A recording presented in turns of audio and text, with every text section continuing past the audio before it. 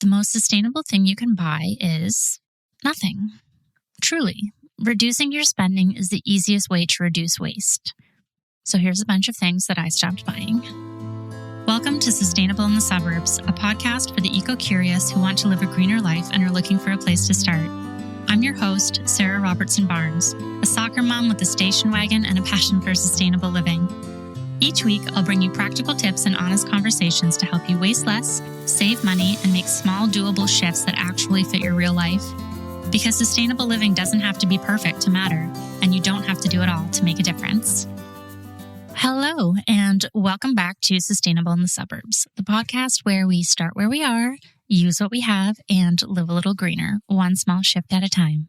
My name is Sarah, and I'm glad to be spending some time with you today. This show is an independent production, and it's growing thanks to listeners like you. So if you've been enjoying it, one of the most helpful ways to support the show is to share an episode on social media, which really does help new folks find it. I'd also be so grateful if you took a moment to leave a rating wherever you're listening today. Ratings really help boost us in the algorithm, and your reviews genuinely mean a lot to me. And of course, you can head over to sustainableinthesuburbs.com/podcast, where you'll find show notes, all the episodes, and a place to get in touch and suggest topics or guests that you'd love to hear in future episodes. I've been talking about not spending lately because in practice, buying less is one of the most impactful things we can do. Not just because it saves us money by not buying stuff we don't need, but because it gives us more agency in where our money is going and how that money is being used. We are seeing that boycotts work, that we really don't need as much as we think to feel content, and seeing overconsumption for what it really is. These things are much more connected than we are conditioned to believe, even when we become interested in green living, because in truth, the most sustainable thing you can buy is nothing. I was recently asked to speak on a panel about being eco-frugal, which is a term that I had never heard before, but I think it fits my vibe perfectly. As is my way, I went down the internet rabbit hole on this term, and it's exactly what it sounds like. Being frugal with money while doing what you can to reduce your ecological impact. So I've definitely been called cheap before because I hate spending money on things I don't need. I thrift everything. I mend my sheets and darn my socks, etc. But I look at it differently. For me, this mindset and way of living is about reducing waste and spending at the same time, being resourceful, using what you already have, and doing better with less, making well-considered spending decisions, putting money back into my local community as much as possible, shopping secondhand first, repairing before replacing, you get it, all that stuff. So when I started thinking about this episode, I realized that it's actually hard for me to list the things I don't buy anymore. Not because there aren't many, but because not buying has become such a normal part of how I move through my day that those things don't really register anymore. But also because the shift happened gradually over many years and one thing or category of things over time until it just became normal. And that didn't happen because I decided I was going to stop buying things. Although, as I mentioned, I have always struggled to spend money, especially on myself. I think it happened because committing to sustainable living helped me slow down and get really clear on what I actually need. And then, of course, over the years, what my household needs. So once that clarity was there, buying stopped being the default response to inconvenience or uncertainty or the feeling that something needed fixing. So before we jump in, I just want to be really clear about something. Sustainable living is not about never buying anything again.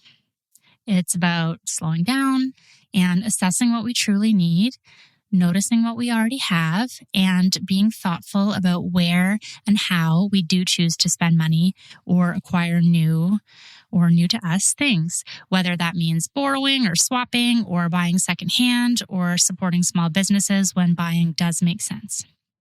So today I'm going to talk through some of the things I've stopped buying or stopped shopping for, or buy far less or less often than I used to, and what shifted for me over time as I started slowing down and spending less. And so as I go, you might recognize a few changes that you've already made too.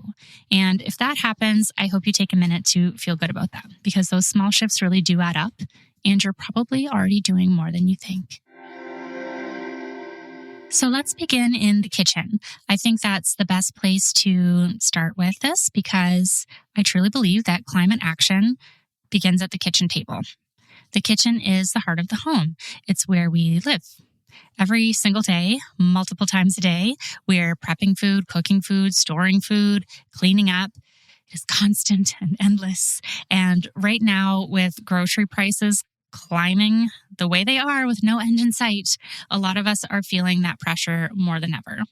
And because those tasks in the kitchen are so frequent, and because we are exhausted, the kitchen is where a huge amount of automatic spending decisions start. We're always out of something.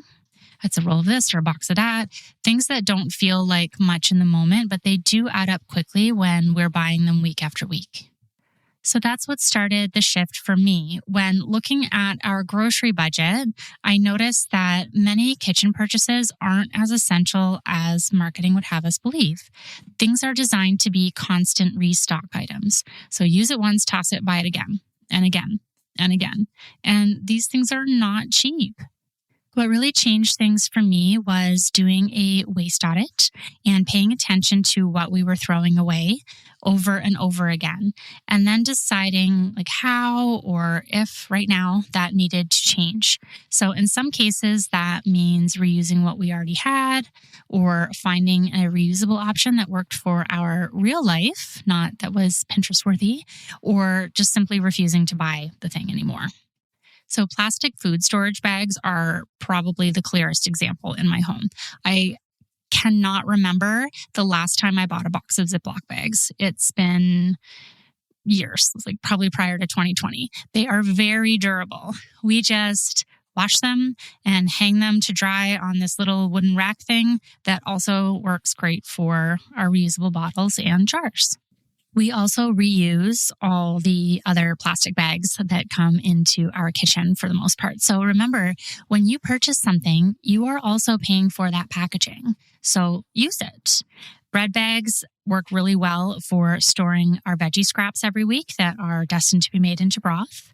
Milk bags, which, yes, in Ontario and other places in Eastern Canada, our milk comes in bags. And they're very thick and actually make great freezer bags. So if something comes into our house in a bag, we make sure that that bag gets used at least one more time before it goes to landfill. And then over time, of course, we did add a few reusables that have genuinely earned their place. We invested in a few stasher bags, which are reusable silicone storage bags. They are incredibly durable, especially in the freezer, and are dishwasher safe. So if you're marinating meat or whatever, something that you're wary of reusing a Ziploc bag for, these are a great option because they can go in the dishwasher. So we have them in various sizes, although it's a bit of a bummer that they don't come in a size as big as an extra large Ziploc freezer bag. They are a bit pricey, which is why I always have them on my Christmas list, but they do have good sales and they are worth it as a swap in my opinion. Now, not everything needs a swap. Reusables make the most sense when they support habits that you already have, especially for things that you use all the time. I love wax wraps instead of plastic cling wrap. That one, easy peasy, slotted right in, and I can't recommend those enough if you use a lot of cling wrap. Lunches and other food storage fall into this category too. We use all reusable containers. We've mostly switched over to glass for in the fridge right now, but doesn't mean you have to use anything fancy. You can keep using the plastic containers you already have. It's fine. Or you can reuse yogurt or sour cream containers, old school like Nana used to do. And honestly, the Mighty Mason jar does a lot of heavy lifting here too. So I've written probably a few blog posts on this, but especially around zero waste lunches. And I know I've talked about it on other episodes, so I won't go too deep here, but I will leave a bunch of links for you in the show notes if you'd like to learn more about plastic-free food storage. The through line here, though, is that it's all part of the same shift. Once disposables are out of the picture, packing food up doesn't seem to be such a constant decision-making exercise, and you're not buying special things for special uses. For the most part, you're just using what you already have, reducing waste, and not spending that money on disposables every week anymore. Household paper products feel like a good place to go next because they sit right in the middle between the kitchen and the bathroom. So they follow the same pattern that we're talking about. This is things like paper towels, napkins, tissue, and toilet paper. These are things most of us buy every week. And we don't really question them because they are framed as basic household necessities. So much in the way of resources, trees, water, energy, transportation for something that's used for a few seconds and then thrown away. And I actually do a much deeper dive on kitchen paper specifically in episode 34. So I won't rehash all of that here, but the main takeaway was that reusables make the most sense here, both for your budget and for the planet. Be rags, dish towels, cloth napkins, things we can wash and reuse instead of constantly restocking paper products and hauling them home week after week. And as I mentioned in that past episode, and I just want to repeat it, that doesn't mean that I never buy paper products. When everyone's sick, for example, I do buy the facial tissue. Convenience and hygiene matter. The shift isn't about eliminating these things entirely. It's just about recognizing when they actually serve a purpose and when they're just the default. And when we do buy them, you can choose recycled, plastic-free options, and that's where being intentional comes in. We're making fewer purchases, made more thoughtfully, instead of constant replenishment and disposal. And before we move into the bathroom, let me just say that yes, for the record, we still use toilet paper. Even though we cloth diapered, or maybe because of it, switching to family cloth is just not something that we are interested in. But we did get a bidet attachment, which reduced the amount of recycled toilet paper that we do buy. So sometimes reducing a little makes sense, and it does make a difference. So with that being said, let's go to the bathroom. Okay, let's take a look under the bathroom sink. Because until you actually empty it out, it's hard to understand just how much we already have under there.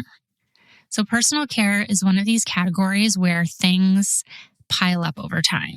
We have half-used bottles, backup products for the backup products, things that we bought because they promised better skin or better hair or a better routine or because we felt like we should be using them. But when I finally slowed down and committed to using up what we already had before I replaced it with something, quote, more sustainable, the sheer amount of stuff that we had under the sink was really eye-opening. Like so much lotion. And sitting with that raised a harder question for me. If I was buying all this, why wasn't I actually using it? That's also where the marketing bit of all of these products really clicked for me when I took a step back, especially because so much of it is aimed at women. So it's built, and we know this, around the idea that everything about us is lacking. Our skin isn't good enough, our hair isn't good enough, we're not pretty enough, we're not disciplined enough, etc. And the solution is always to add one more product. And we know that fix is not meant to last, and it won't actually fix anything. But we are encouraged to keep adding, but never finish. Buy more because you are less than.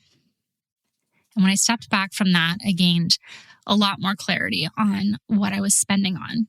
Initially, my goal with my personal care products was to go plastic free and buy things with quote unquote clean ingredients.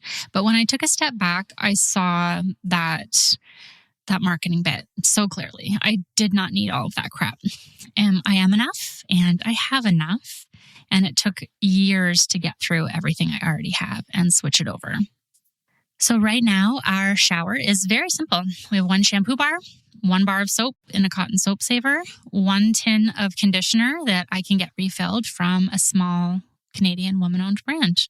We share a safety razor, and I just stopped shaving my armpits altogether. That's it. Just things that work for both of us and nothing more. And the kids' shower setup is pretty much just a bar of soap. Some replacements made sense and they stuck. So I bought some reusable cotton rounds that replace makeup wipes and cotton balls and all of that. I stopped buying liquid soap because most of it is just water. And I went back to bar soap. Bamboo toothbrushes instead of plastic ones, of course. I stopped buying nail polish as well years ago. I used to buy so much nail polish, so much, even though I only ever wore black. And I used to call this, when my kids were small and I just needed to get out of the house, I would go for a Shoppers Drug Mart wander. Just walk around and buy random stuff because I thought that was self-care, to just buy random nail polishes and individually packaged face masks. And that was just being bored. I didn't need any of that. Oof. I also no longer buy menstrual products. This was a big shift for me. I switched to a menstrual cup about 10 years ago and haven't really purchased anything since. I am due for a new one now, which really says a lot about that particular product. There is a learning curve and they're not for everyone, and that's totally fine. But if they do work for you, the long-term savings, just both financially and in terms of waste, is significant. So in May for Menstrual Health Day, I will be doing at least one episode on low-waste menstruation. So stay tuned for that. But I do have lots of blog posts about it as well. So I'll put those for you in the show notes that will clearly outline your options, as well as just how much money you'll save and how much waste you can reduce as well. So once you step out of that cycle of always needing something new, personal care gets a lot simpler. You will buy fewer but better things, replace less often, and without trying very hard, you will end up spending significantly less and throwing away a lot less too. A few honorable mentions. I just want to quickly mention a few other areas where this same pattern shows up for me, just without going too deep, just to give you a sense of how far this way of thinking can ripple out. So cleaning products are another one. We still buy them, but far fewer than we used to. I no longer purchase a different product for every surface anymore. I'm not buying something for countertops and glass and this and that. I just don't see the need for that. I've tried making my own over the years, and where I've landed is just somewhere in the middle. I do the citrus vinegar and I do clean with baking soda, but I also am able to get some refills from a local shop. So that's where I get my multi-purpose cleaner and floor cleaner as well. And I can get those from a Canadian brand at a local shop. Of course, not everybody has access to refill, but it's more just about paring down and realizing that just like, you don't need a different kind of lotion for every part of your body. You don't need a different cleaner for every surface in your home either. So I will be talking more about this in an upcoming spring cleaning episode as well. Clothing obviously is another big one, and we've been talking about clothing on the pod for a while now. I buy almost everything secondhand at this point. And so because we do have all those other episodes, I won't get into it too much here, but it's the same shift. It's just slowing down, buying less, and being more intentional about what comes into my closet. And birthday parties have been on my mind as well, as we just had one for my youngest with zero waste. So how to have a zero waste birthday party for kids is my most popular blog post of all time, which is wild, and will definitely be a future episode. You can save so much money just by avoiding the party disposables, like the themed plates and banners and goodie bags and all that kind of stuff. And once you notice how much of that is designed to just be purchased at a premium and thrown out, it's really not hard to rethink it. So stay tuned for that one as well. And if you have ideas on that one or ways that you do that in your own home, please send me an email and I would love to include your ideas in that episode. One of the things I've noticed the most over time is that not buying does not feel like going without or having less. It actually feels like I have enough and creates space. Physical space, obviously, fewer things coming in, less stuff to manage, but also that mental space. I make fewer decisions. There's less background noise about what I should be doing. And then, of course, there's that financial space as well. When you're not constantly replacing things, spending will naturally become more intentional instead of reactive. So that's why saving money and reducing waste go hand in hand. You're not trying to optimize anything. You are just interrupting the cycle of being a consumer, because you are more than that. And once you can slow down and step off that hamster wheel, a lot of things will start to feel easier. So for this week's One Small Shift, I want to invite you to try something a little different. Instead of thinking about what you want to stop buying next, make a short list of things that you already don't buy anymore. Things that used to be regular purchases that have fallen away over time. And as you make that list, take a moment to reflect on it, because those shifts that you've already made really matter. It's really easy for us to overlook them when we are always thinking about what we still need to change. But that is the real progress. So ask yourself, what made those changes possible? Was it using something that you already had? Was it finding a reusable that really worked for you? Or was it realizing that you actually didn't need it at all? And yeah, just reflect on that for a while, because I think that information is really useful. It's important to remember what we are already doing rather than thinking that what we're doing is not enough. So that's it. Thanks so much for being here today. Until next time, start where you are, use what you have, and live a little greener. Thanks for tuning in to Sustainable in the Suburbs. Every small step adds up, and I'm so glad we're doing this together. If you enjoyed this episode, please make sure to follow the show, share it with a friend, and leave a review wherever you get your podcasts. You can find me at sustainableinthesuburbs.com or at Sarah Robertson Barnes on all the things. Until next time, start where you are, use what you have, and live a little greener. This podcast is produced, mixed, and edited by Cardinal Studio. For more information about how to start your own podcast, please visit www.cardinalstudio.co or email Mike at mike@cardinalstudio.co. You can also find the details in the show notes.